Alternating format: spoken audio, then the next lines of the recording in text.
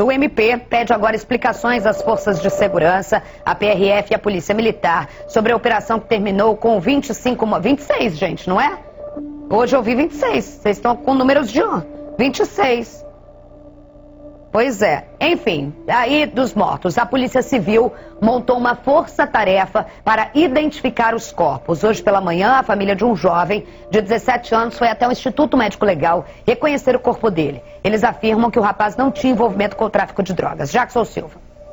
Arregaçador pra sempre, eternamente, nunca, tô sem chão. A mãe trabalha de calmante, os avós, todo mundo estraçalhado. Na camisa, a foto do filho, de 17 anos. Ele fez 17 anos domingo, almocei com ele, saí com ele, aí eu cheguei do meu trabalho, que eu trabalho na aviário de balconista, cheguei, dei dinheiro a ele, falei, toma aqui R$100, papai vai te dar pra tu curtir teu aniversário. Aí ele, coroa, eu te amo, eu não esqueço nunca dessa palavra, ele sentou no meu colo e falou, coroa, eu te amo, eu falei, também te amo. Emerson da Silva, mais conhecido como Juninho, morreu na última terça-feira durante uma operação policial no Complexo da Penha, na zona norte do Rio. O pai afirma que ele não tinha envolvimento com o tráfico de drogas. Ele estava na casa da namorada na Vila Cruzeiro. 6 e pouca da manhã ele levantou para sair. Foi quando a polícia viu ele correu e atirou no meu filho. Eles entraram matando, baleando todo mundo. Quem vai falar que meu filho não era? Eu que sou pai, eu sei. E aí? Para os órgãos competentes fala que todo mundo que mora na favela é vagabundo. Ou seja, o Brasil que a gente vive hoje, todo mundo, se não andar com a carteira de trabalho antes de tu mostrar, tu toma um tiro e morre. O corpo de Emerson será enterrado nesta quinta-feira, às 13 horas, no cemitério de Éden, em São João do Meriti, na Baixada Fluminense, onde a família mora. A Polícia Civil criou uma força-tarefa para ajudar na identificação dos corpos aqui no IML. Toda a equipe, principalmente os peritos, tiveram as folgas suspensas. A ideia é que no máximo em 4 dias o trabalho seja realizado. Dos 25 mortos na operação, apenas 13 corpos foram identificados. Segundo a polícia, 12 eram suspeitos de integrar o tráfico de drogas. A outra vítima foi a cabeleireira Gabriele Ferreira da Cunha, de 41 anos. No velório, a mãe de Gabriele e o filho dela, de 17 anos, se abraçaram e choraram.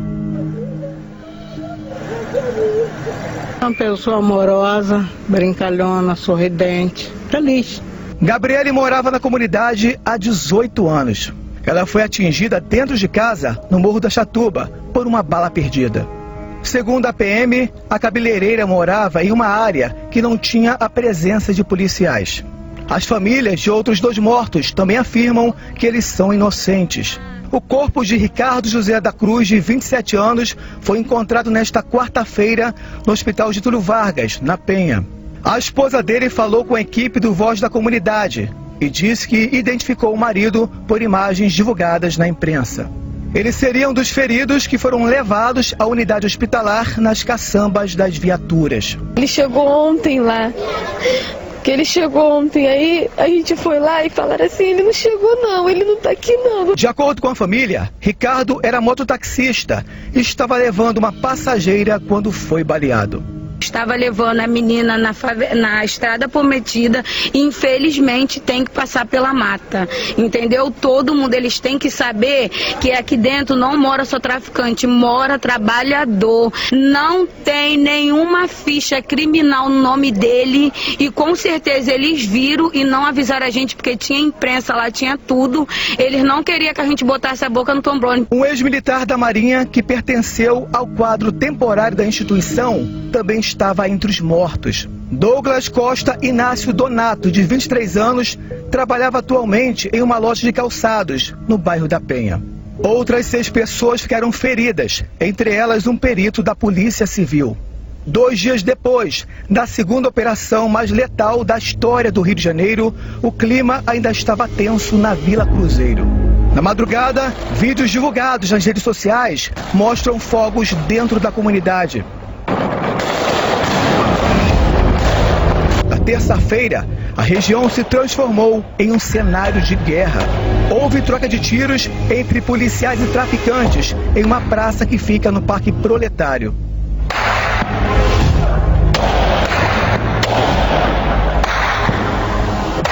e também na mata.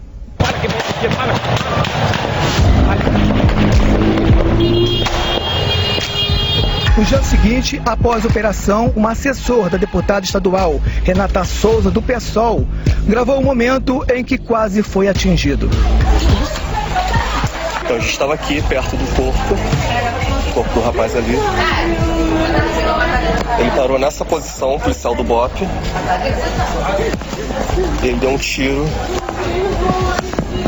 Pegou aqui. O Ministério Público Federal estranha a justificativa da incursão policial. Iniciar uma operação desse porte, com base em 2 mandados expedidos, há 7, 8, 9 anos atrás, já é algo que causa estranheza. E se essa operação, apesar disso, redunda em 25 mortes, a operação não pode ser dita que foi exitosa. O Ministério espera receber até sexta-feira as informações solicitadas às forças de segurança que atuaram na operação. O Ministério Público do Estado também pede explicações. Nesta quinta-feira, as escolas voltaram a funcionar e o patrulhamento segue reforçado. Em meio à guerra nas comunidades do Rio de Janeiro, fica a dor e o desespero de parentes e amigos. Para Emerson Gomes, essa ferida no coração jamais será cicatrizada.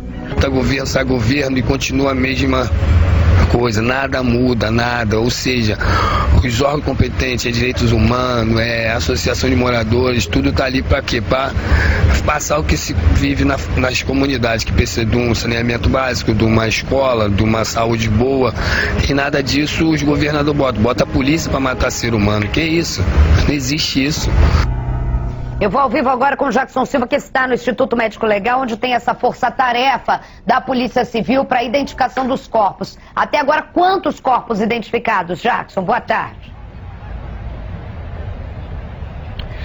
Olá, Isabelle Benito, boa tarde a todos. Começa, Isabelle, falando sobre o Emerson, tá? O pai dele disse, o pai que tem o mesmo nome desse jovem, disse que ele não tinha passagem na polícia.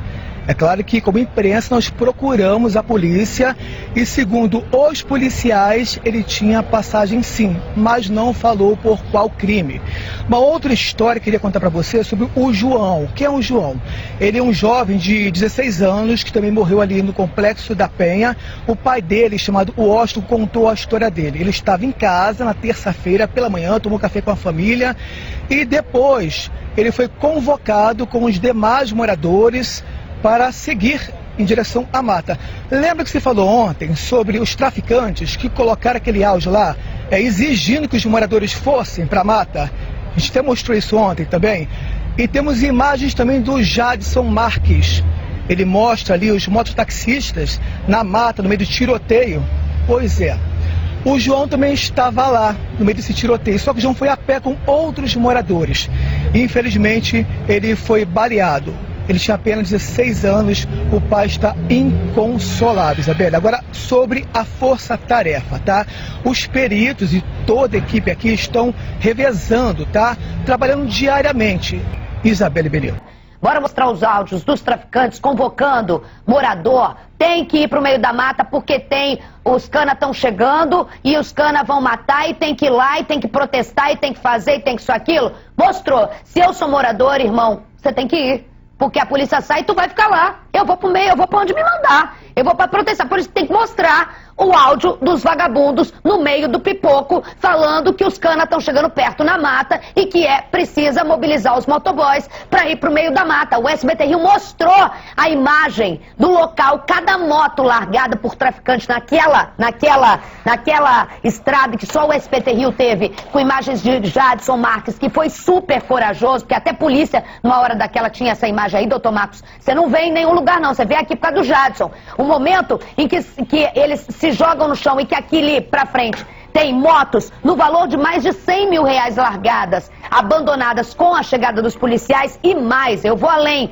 A gente está falando aqui de realidade do Rio de Janeiro, de realidade que há uma semana a gente está mostrando o tiroteio de facções criminosas, em que teve a morte do Eduardo, em que teve a morte do Fabrício, jogador amador, fuzilado por traficantes rivais em uma guerra, praça de guerra, tudo é uma praça de guerra. É idiota ou babaca ou mau caráter quem fala que o Rio de Janeiro não é uma praça de guerra. Você tem no mínimo 4 facções criminosas, 4 a 5 facções criminosas jogando tudo aí, milícia, tudo no mesmo bolo, fortemente armado, disputando o território, e na beira da ponta vai ter ação policial. A minha opinião, eu já dei e já falei, armaram uma bomba. E a bomba já era grande, e agora é estilhaço para todo lado. Vamos focar no Complexo da Penha. Complexo da Penha, o que é o Complexo da Penha hoje, doutor Marcos?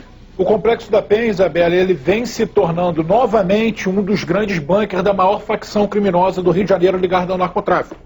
A gente tem alguns pontos para tratar aqui, né? O nosso espaço é muito curto, mas a gente vai tentar abraçar os principais pontos que a gente precisa passar para a população. O primeiro deles, a crítica à operação diz o seguinte: a operação tinha que ter agido com mais inteligência, porque a operação com inteligência ela tem menos letalidade. Então eu vou explicar, isso é uma das coisas mais sem sentidos, e como eu vou explicar aqui, até um jejuno, um parvo, um imbecil, um tolo qualquer consegue entender. Se eu pegar uma topeira da terra e colocar em cima da mesa, explicar o que eu vou falar agora, ela vai conseguir entender.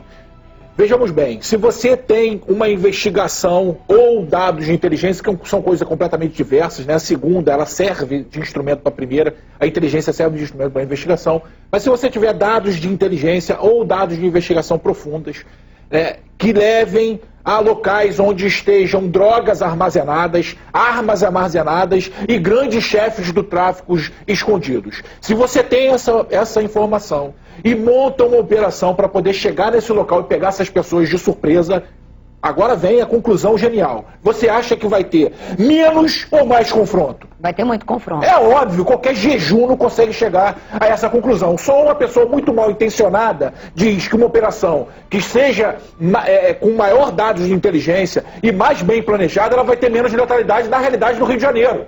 É desconhecer completamente a realidade e a segurança pública do Rio de Janeiro ou ser muito mal intencionado. Esse é o primeiro ponto. Comando Vermelho que manda no Complexo da Penha, é isso? É a facção criminosa auto-intitulada Comando Vermelho, criada lá no início, no final da década de 70, início da década de 80. Que tem grande poder bélico. Nos presídios lá da Ilha Grande. O maior poder bélico do Brasil, sem dúvida nenhuma. Maior até do que a maior facção brasileira, que é o primeiro comando da capital. Porque aqui há uma disputa de território, então, por isso que eles têm mais armas. Há um domínio de território que não existe em outro lugar do Brasil. Você vai em São Paulo, uma dupla de policiais entra em qualquer lugar, em qualquer comunidade. Você conhece bem São Paulo e sabe muito bem disso. Você não precisa de uma operação com centenas de policiais muito bem treinados para adentrar num território que é comandado pelo governo, pela sociedade, pelo povo fluminense. Esse é o primeiro ponto. O segundo ponto, Isabelle, a gente precisa tocar nesse assunto. Por que as duas maiores operações em relação à letalidade foram depois da decisão do Supremo Tribunal Federal, da DPF 635? Por quê? É coincidência? É óbvio que não. Os traficantes, se não tiver a ação reiterada da polícia nesses locais, eles se fortalecem cada vez mais, como aconteceu com o PP, meu Deus. A gente tem um exemplo há pouco tempo de uma fundamentação diferente, mas que teve a mesma coisa. Se fortalecem mais com armas e, principalmente, Isabelle, elas preparam o território com ninhos, construções de alvenaria e com seteiras. Então elas preparam o território, Isabelle, e não para fugir, mas para enfrentar a polícia e para rechaçar a polícia e manter o domínio daquele território. Isabelle, isso que nós temos é ato terrorista, já não é mais ato ligado ao narcotráfico. O Jackson quer fazer uma pergunta para você. Jackson, você quer fazer uma pergunta para mim ou para mim? Eu não entendi. Oi, Isabelle, é para o Dr. Marcos Amin, tá? Ontem eu ressaltei isso exatamente que o Dr. Marcos Amin falou. Você imagina só, os traficantes vieram de outros estados e buscaram a briga onde? No Complexo da Penha. O traficante daqui é aquele tráfico carioca, né? O toma lá da cá. Então imagina só, esses traficantes do Rio de Janeiro iam receber os bandidos sem nada. Logicamente, a gente imagina que os traficantes de outros estados trouxeram armas para abastecer o armamento também, o arsenal do Complexo da Penha.